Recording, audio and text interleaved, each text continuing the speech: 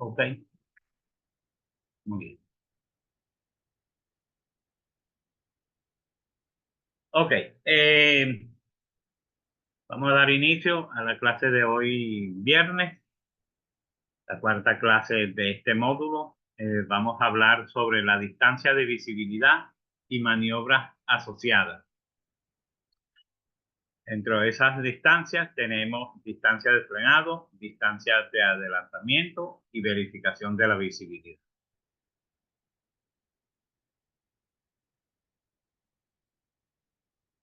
Las distancias, a ver, disculpen un momento, por favor.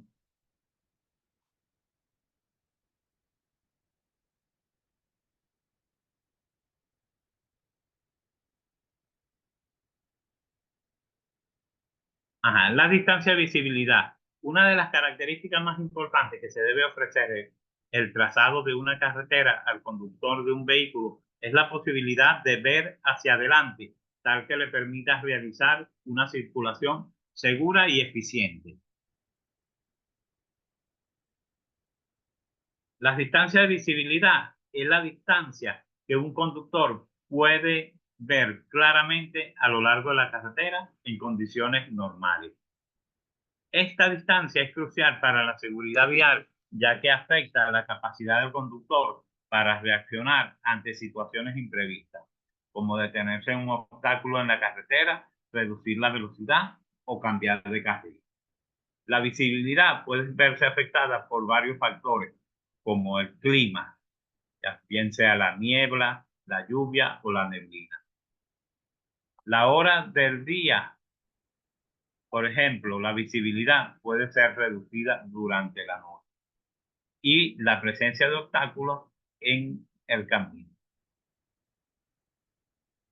¿Cuáles son estas?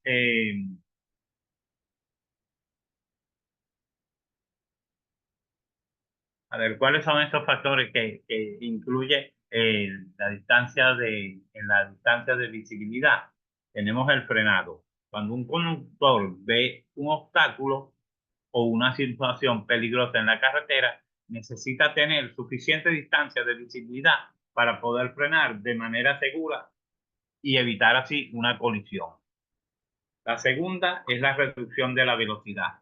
En condiciones de poca visibilidad, como la niebla densa, los conductores deben reducir la velocidad para poder reaccionar con tiempo suficiente ante cualquier obstáculo que le aparezca en la vía. Cambio de carril. Cuando un conductor necesita cambiar de carril, debe asegurarse de que haya suficiente distancia de visibilidad para ver claramente si hay otros vehículos en el carril al que desea cambiarse. Adelantamiento. Al adelantar otro vehículo es crucial tener suficiente distancia de visibilidad para ver si viene tráfico en sentido contrario y así poder realizar la maniobra de adelantamiento de una manera segura.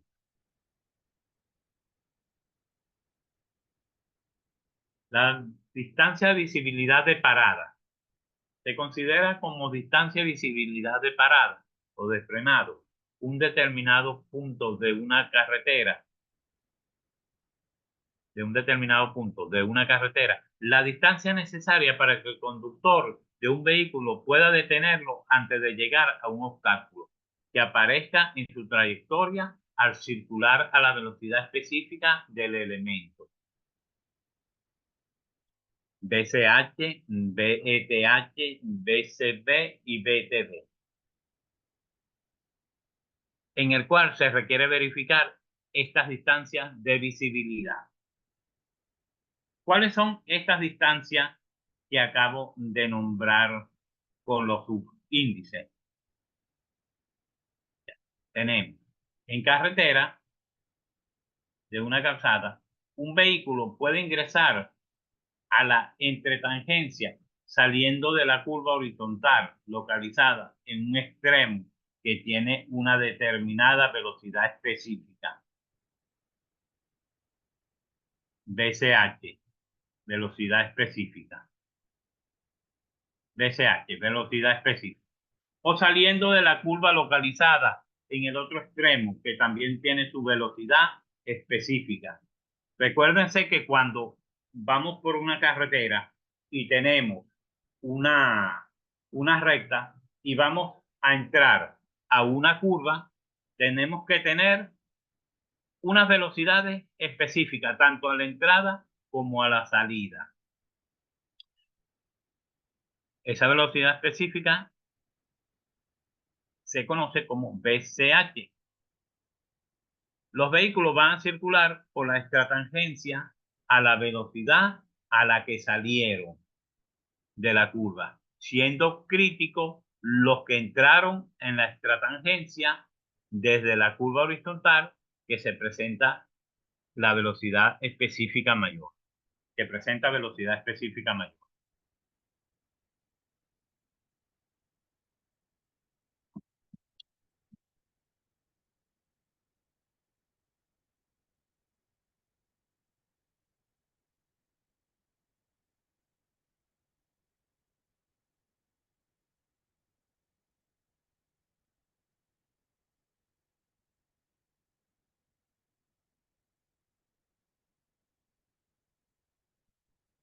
¿Cómo?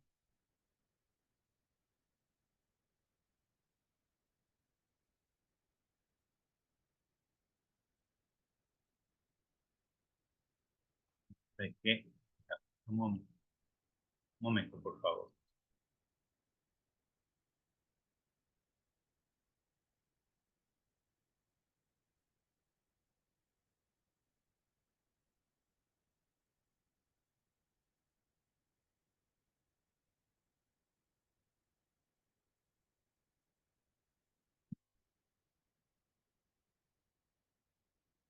Un momento, por favor. No sé qué me ha ocurrido aquí.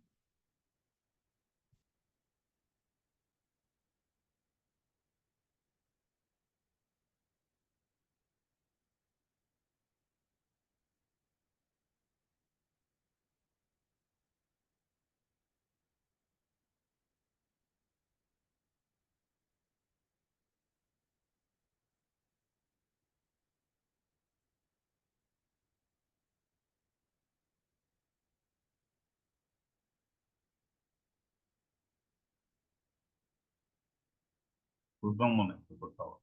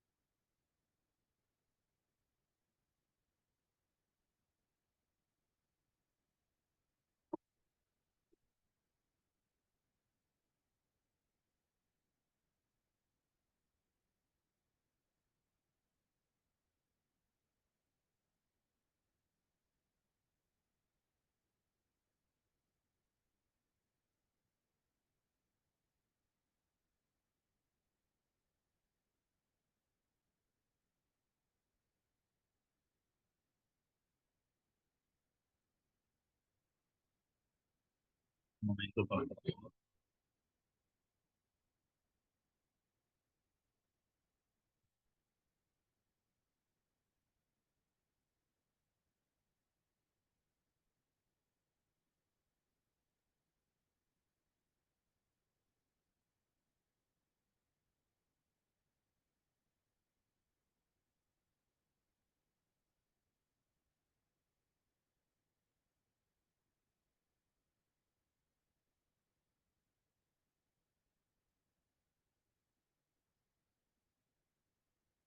No sé qué pasó. No se borró.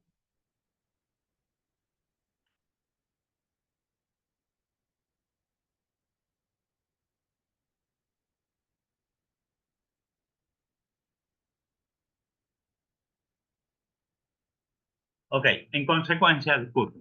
En consecuencia, la velocidad específica de estrategia entre tangencia horizontal debe ser igual a la mayor de las dos velocidades específicas de las curvas horizontales extremas. La velocidad específica de la curva vertical. La velocidad específica de la curva vertical cóncava o convexa es la máxima velocidad a la que puede ser recorrida en condiciones de seguridad. Con ella se debe elegir su longitud y verificar la distancia de visibilidad de parada. Si la curva vertical coincide con la curva horizontal, que tiene una velocidad específica dada, BCH, la velocidad específica de la curva vertical debe ser igual a la velocidad específica de la curva horizontal.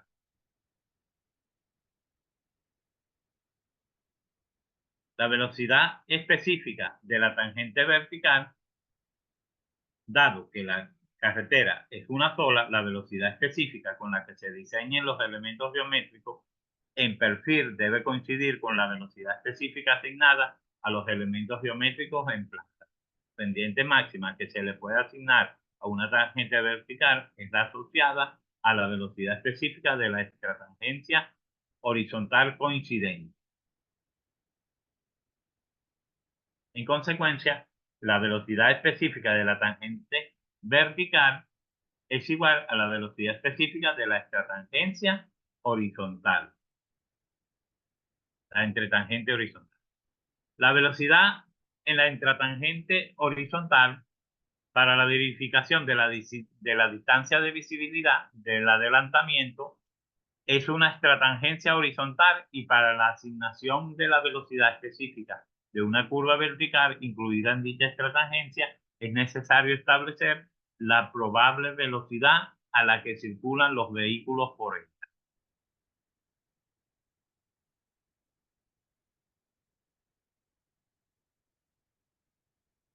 En consecuencia, la velocidad específica de la extratangencia horizontal debe ser igual a la mayor de las dos velocidades específicas de las curvas horizontales extremas.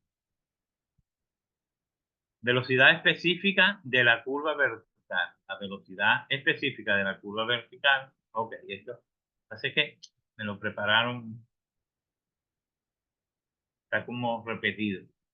Ok, la longitud requerida para detener el vehículo será la suma de dos distancias. La distancia recorrida durante un tiempo de percepción y la reacción y la distancia recorrida durante el frenado. ¿Cómo es eso?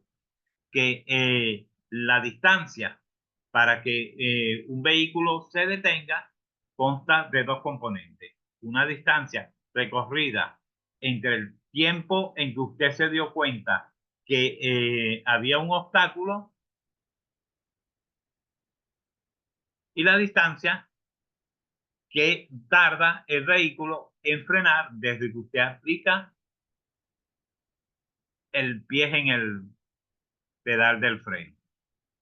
Entonces, el vehículo no frena inmediatamente, sino que hay un tiempo de recorrido entre la percepción de un obstáculo y el tiempo en que el sistema de frenado detenga el vehículo. La distancia recorrida durante el tiempo de percepción y reacción está adoptado en 2,5 segundos para efectos del proyecto.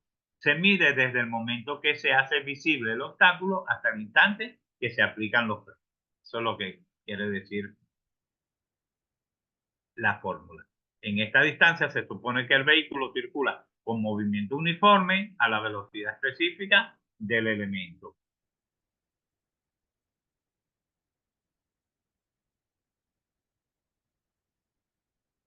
La distancia de visibilidad de parada para pavimentos húmedos se calcula mediante la siguiente expresión.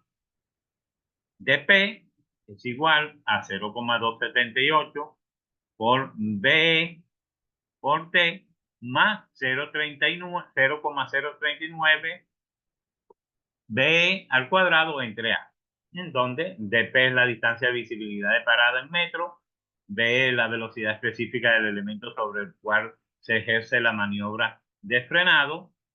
Todas estas velocidades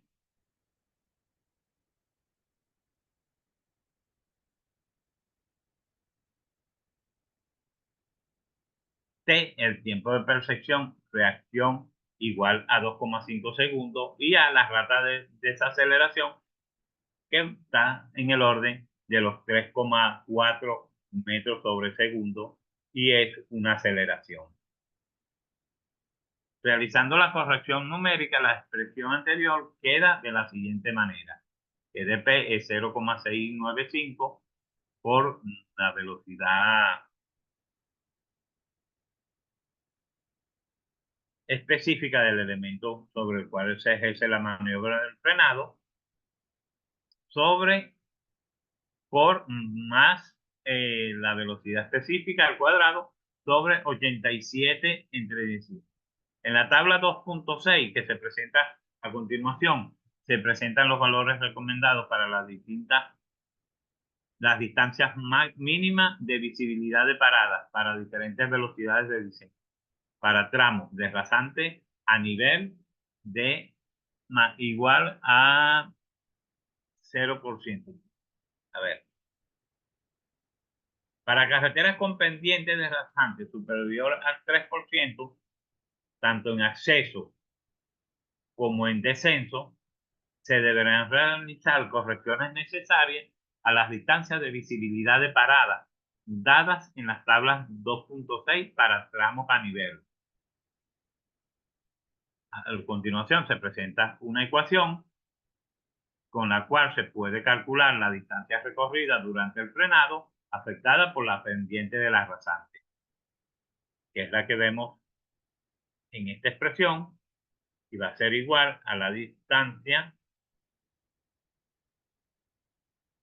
igual a velocidad específica al cuadrado dividida entre 254 por A entre 9,81, que será el valor de la gravedad, porque va en descenso o en ascenso, más o menos la pendiente de la vía entre 100.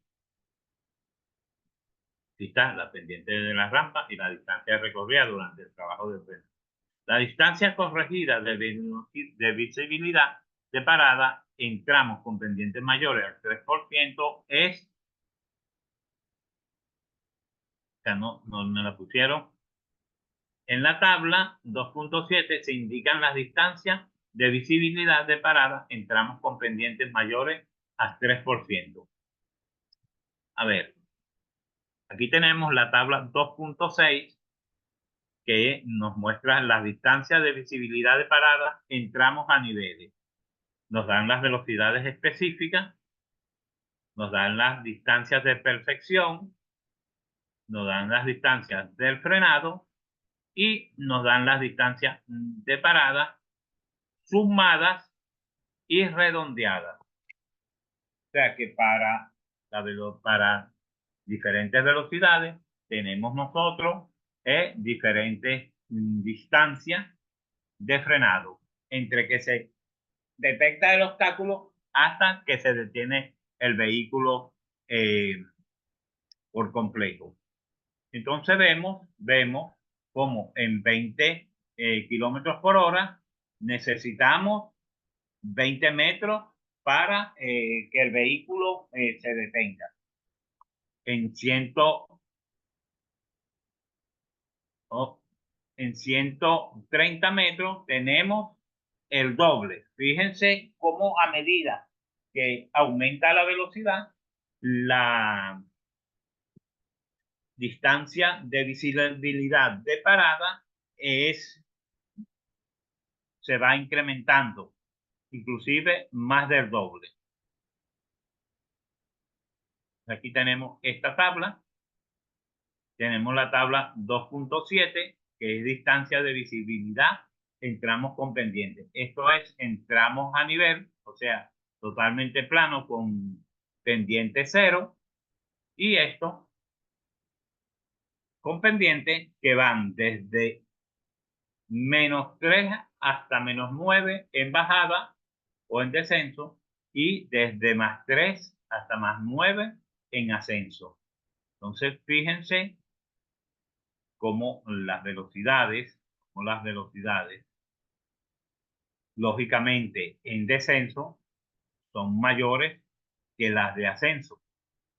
Bien, entonces en descenso, una cosa es las velocidades, la distancia de parada en velocidades en llano, en pendiente cero.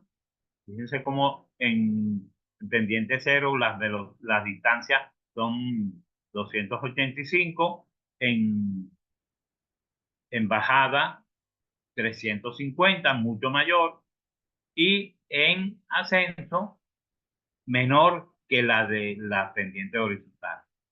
Como es de esperar, eh, estas distancias varían con sus pendientes y lo hacen en proporción a ese grado de inclinación que tiene. Muy bien. La distancia de visibilidad de adelantamiento. Se dice que un tramo de carretera tiene distancia de visibilidad de adelantamiento cuando la distancia de visibilidad en ese tramo es suficiente para que en condiciones de seguridad el conductor de un vehículo pueda adelantar a otro que circula por el mismo carril a una velocidad menor, sin peligro de interferir con un tercer vehículo que venga en sentido contrario y se haga visible al iniciarse la maniobra del adelantamiento.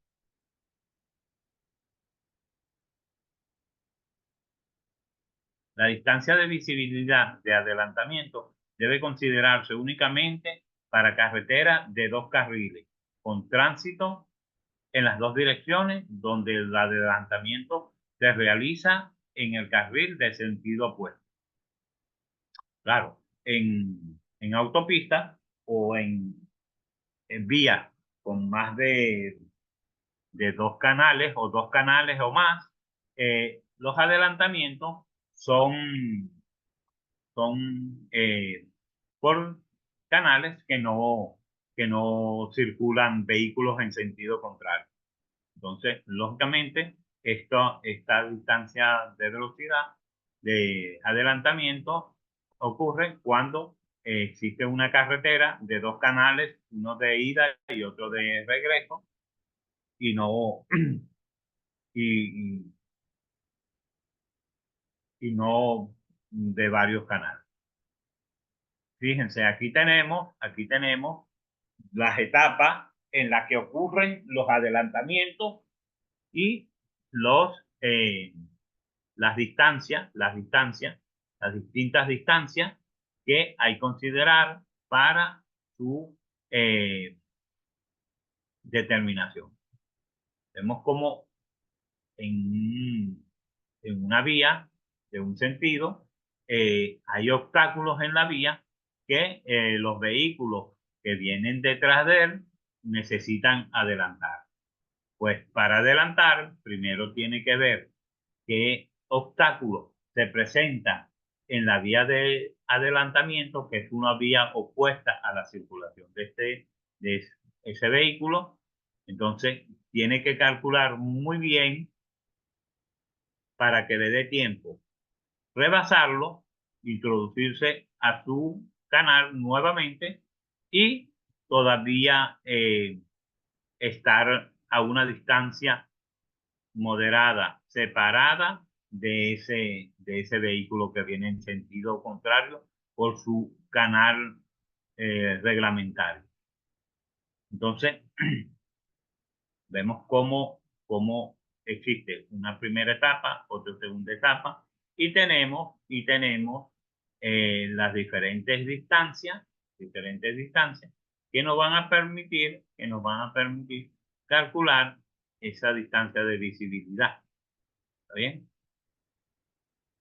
Aquí tenemos de 1, tenemos que a un tercio de la distancia 2, que es la distancia entre que sale y queda totalmente acomodado en la vía, ¿está bien? A un tercio de esa distancia, el que va a salir de su canal y colocarse en línea recta coincidente con la parte de atrás del vehículo que está adelantado. ¿Ok? O sea, precisamente al lado. Cuando lo pasa, este vehículo va a tener una un recorrido, también lleva su velocidad, tiene un recorrido y debe tener una velocidad superior para que pueda rebasarlo e introducirse en la vía nuevamente sin causar un accidente con este vehículo que está rebasando, ni causar un accidente con el vehículo que viene en sentido contrario. Entonces, de ese modo, podemos calcular la distancia de visibilidad de adelantamiento. De acuerdo con la figura mostrada anteriormente, se determina cómo la suma de esas cuatro distancias me da esa distancia del adelantamiento. Si vemos las cuatro distancias, una es la distancia en que reacciona y inicia el cambio de vialidad. La de 2 es la distancia que recorre en salir e introducirse en el mismo carril de salida. De 3 es la distancia en que el vehículo se encuentra con el vehículo en que viene en lado contrario. Y de 4 es la distancia que se determina desde que observó el vehículo hasta que llegó a, a, su, a su encuentro. Entonces, tenemos que la velocidad de la distancia de visibilidad de adelantamiento es igual a D1 más D2 más D3 más D4. Entonces, D1 es la distancia recorrida durante el tiempo de percepción y reacción en metros. D2 es la distancia recorrida por el vehículo que adelanta durante el tiempo desde que invade el carril del sentido contrario hasta que regresa a su carril. 3. La distancia de seguridad una vez terminada la maniobra entre el vehículo que adelanta y el vehículo que viene en dirección opuesta en metros. Y 4 es la distancia recorrida por el vehículo que viene en sentido opuesto. ¿Está bien? Entonces, D4 se determina como 2/3 de la distancia de 2. ¿Está bien? Entonces, seguimos acá. Se utilizarán como guías para el cálculo de las distancias de visibilidad de adelantamiento la figura 2.8 y los valores indicados en el manual ASTOR 2004, que se presenta en la tabla 2.8 para 4 rangos de velocidades específicas de la extratangencia horizontal. Por seguridad, la maniobra de adelantamiento se calcula como la velocidad específica de la extratangencia horizontal en la que se efectúa la maniobra. Aquí tenemos D1, cómo se calcula D1.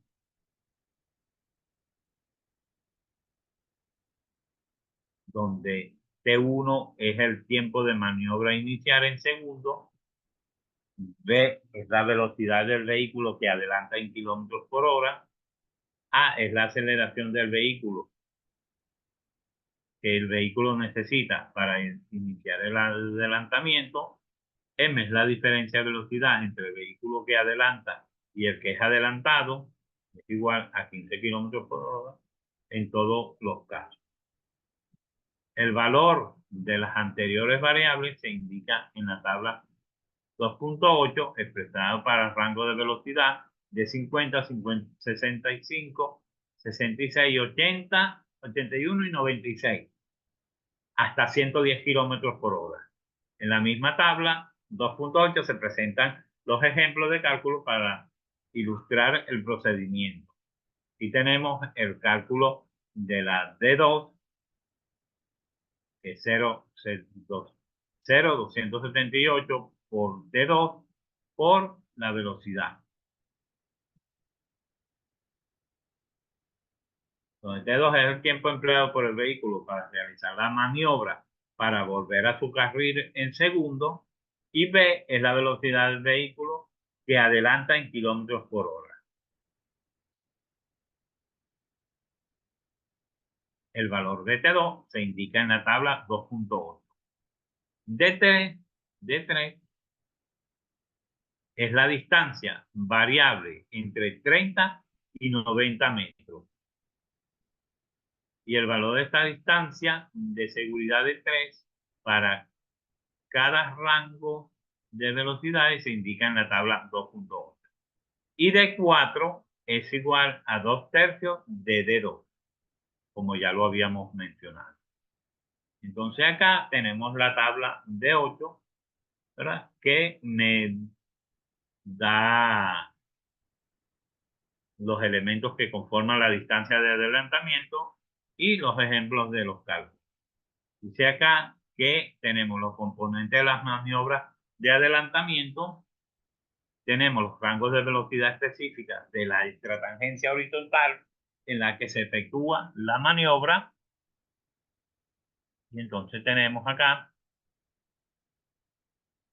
maniobras iniciales, ocupación del carril contrario, distancias de seguridad y vehículo en sentido opuesto. Entonces tenemos que en T4 tenemos para los siguientes valores típicos para el efecto del ejemplo del cálculo de las distancias de 1, de 2, de 3, de 4 y de A.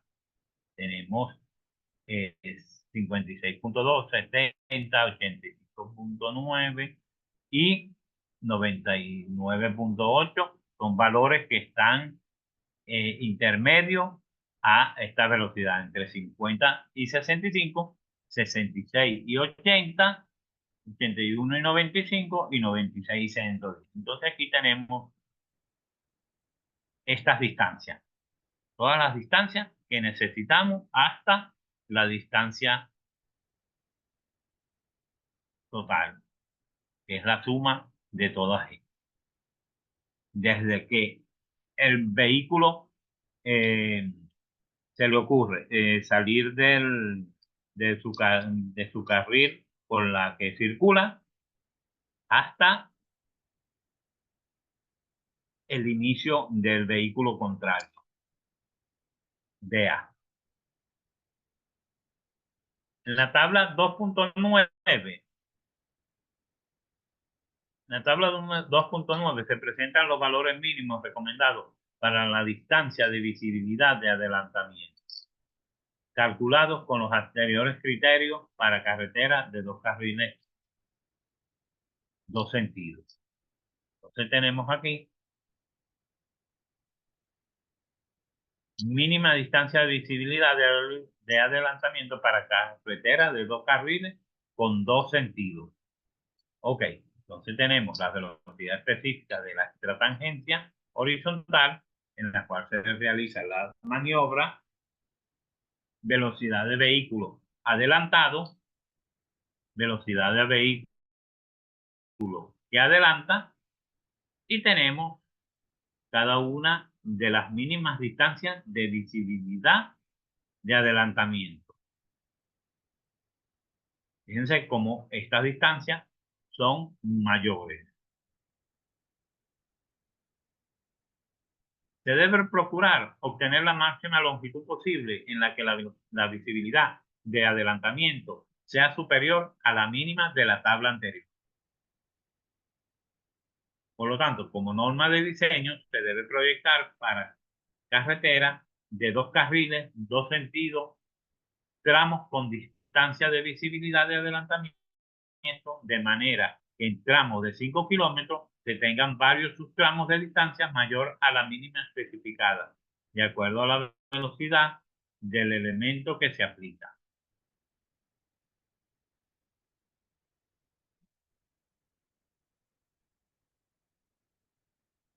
Como guía, en la tabla 2.10 se recomienda la frecuencia con la que se deben presentar las oportunidades de adelantar, o el porcentaje mínimo habilitado para el adelantamiento en el tramo de acuerdo a las velocidades de diseño del tramo homogéneo. Tenemos aquí tabla 2.10, oportunidades de adelantar por tramos de 5 kilómetros. Entonces, tenemos que la velocidad de diseño del tramo homogéneo en kilómetros varían entre 20 y 50, 60 y 80 y 90 y 100. Ok, para cada rango de velocidad tenemos un porcentaje mínimo de la longitud con distancia de visibilidad de adelantamiento. Entonces tenemos que para esas velocidades vamos a tener un 20%, un 30% y un 40% de esos kilómetros que nos presenta esta vialidad.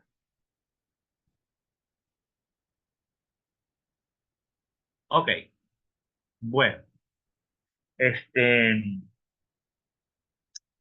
van a disculpar, de verdad que no sé qué me pasó hoy, no, no me siento en condiciones de haber dado esta clase, pero bueno, no quería dejarla de... Primero, no tuve problemas para entrar. Segundo, bueno, me descontroló un poquito esa situación. Esta clase, el lunes la repasaremos un poco para que quede más clara, porque sé que algunos no la van a entender como debería ser. Pero bueno, el lunes retomaremos este tema y la explicaremos un poquitico mejor.